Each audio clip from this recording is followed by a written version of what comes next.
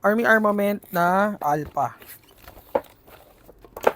So, available in color black.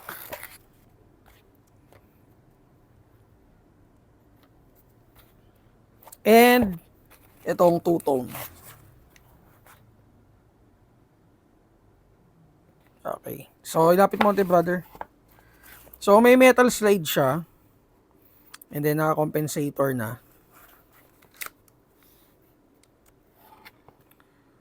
Ayan. So, with TTI markings, license markings. And then, lower frame niya with under rail na for attachment. And then, kung natatandaan nyo, yung kahapong tinest natin na tawag dito, AW Custom na 2231, meron siyang ganito. Para yan sa optic mount. So, may model na specifically para dun sa ganitong may may parang abang na bilog. So, naka-enlarge magazine release din siya. And then, may magwell na rin with TTI markings. And for the grip, ayan, nakikita nyo naman, naka-staple yung grip niya. So, ito yung kabilang side. Ayan, Combat Master. Naka-fixed barrel na to And then, may modular optic system siya. Or MOS. Compatible RMR. So, usually naman RMR ang compatible And then, may hammer pad protection na rin siya, guys. So, basta Army Armament, guys, sobrang busog niyan sa sa pre-upgrade. And then, ito yung color black.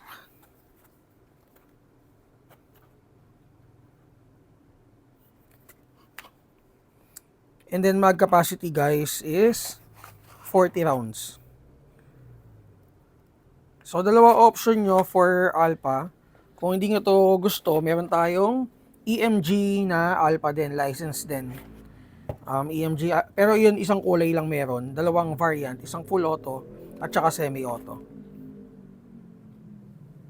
Sige, test natin.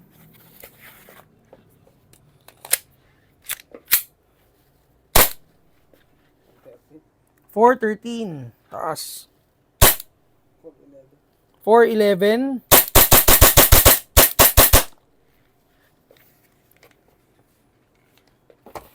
Alpha color black. And ito yung two-tone.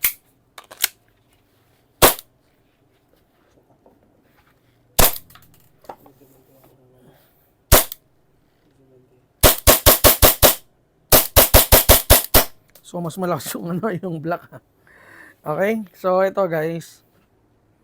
Alpha two-tone. Hindi ko napansin kung adjustable yung Hindi adjustable. Okay? So, hindi adjustable trigger. Kaya lang yun kay Pit Piper.